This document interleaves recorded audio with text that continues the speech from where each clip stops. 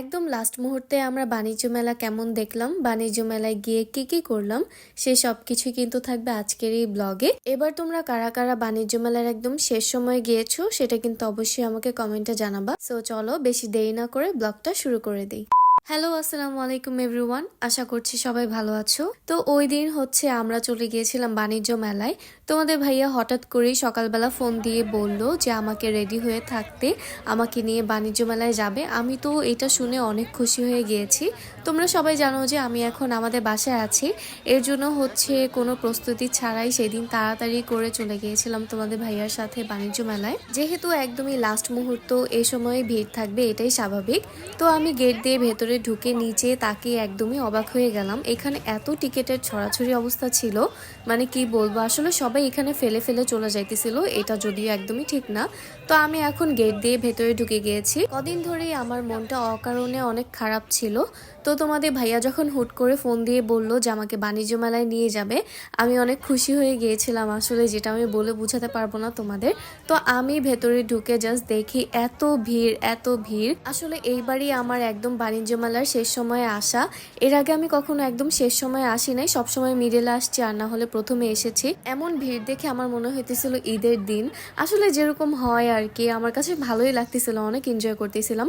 তো এই তো আমি আর তোমাদের ভাইয়া আমরা আসছি হচ্ছে একদম বিকেল দিকে। তো এসে প্রথমে বাহিরে একটু ঘোরাঘুরি করলাম, এরপর চলে গিয়েছিলাম হচ্ছে ভেতর দিকে। এর আগে তোমরা আমার বাণিজ্য মেলার ব্লগ দেখেছো অনেক, তো এইবার আর বেশি ভিডিও করি নেই।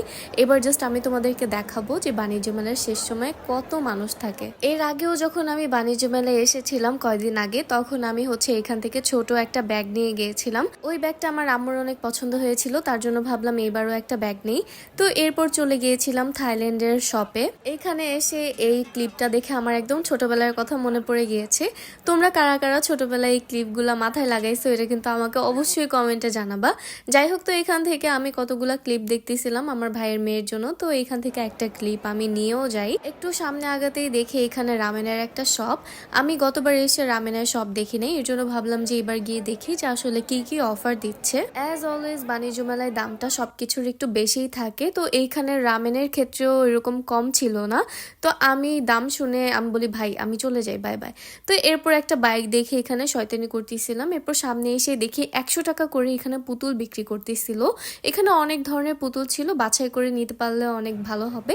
তো এরপর সামনে হাঁটতে হাঁটতে দেখি এখানে অনেক কাপ বিক্রি করতেছিল, গ্লাস বিক্রি করতেছিল একদম 120 টাকা। সাথে অনেক প্লেটও মেবি ছিল। তো আমি ভাবলাম যে এখান থেকে আমি একটা গ্লাস নিয়ে যাই। তো এই গ্লাসটা আমার অনেক পছন্দ হয়েছে, অনেক বড় একটা গ্লাস ছিল, মানে একবার পানি নিয়ে ভাত খেতে বসলে আর উঠতে হবে না পানি নেওয়ার জন্য। আমি ভাত খেতে বসলে অনেক পানি খাই, তো এটা আমার জন্য একদমই পারফেক্ট। তো এইখানে ওনারা হচ্ছে এটা একদম সুন্দর করে প্যাকিং করে দিচ্ছিল। তো বের হয়ে দেখি আর একটা আঙ্কেল এখানে পাখি উড়াইতেছিল। তো আমি গিয়ে বললাম দেখি আমিও একটু ট্রাই করে, বিশ্বাস করবো না এত কঠিন, একমাত্র যারা এটা পারে তারাই হচ্ছে ভালোভাবে এটা উড়াতে পারবে। আমি একবার উড়াতে গেছিলাম বাট আমারটা হয় নাই। এরপর আরেকটু সামনে এসে দেখি বাণিজ্য মেলার মধ্যে নিউ মার্কেটের মতো মেলা বসে গেছে। নিচে একদম কাগজ বিছিয়ে উপর দিয়ে এরকম জামা কাপড় ছড়াইতেছে আর বলতেছে 250 টাকা, মাত্র 250 টাকা। এখানের ওয়ান পিস গুলা তোমরা যদি একদম বেছে নিতে পারো, দেখা নিতে পারো, তোমরা তাহলে জিতবা। যাই হোক, তো এরপর প্রাণীর স্টলের সামনে এসে দেখে এখানে জুসের অফার দিচ্ছিল। এটা হচ্ছে একদমই নতুন, তো এর জন্য ভাবলাম যে কিনে দেখি কেমন। যদিও অফার দিচ্ছিল 6 পিস হচ্ছে এইখানে 50 টাকা। তো এরপর ওইটা কিনে খাওয়া দাওয়া করে আমরা চলে যাই হচ্ছে বাহিরে। এখানে তোমাদের ভাইয়ার সাথে আমি একটু দুষ্টামি করতেছিলাম। যাই হোক, তো আজকের ব্লগটা এই পর্যন্তই। আই হোপ আজকের ব্লগটা তোমাদের কাছে ভালো লাগছে। ভালো লাগলে অবশ্যই শেয়ার করে দিবা। সবাইকে আল্লাহ হাফেজ।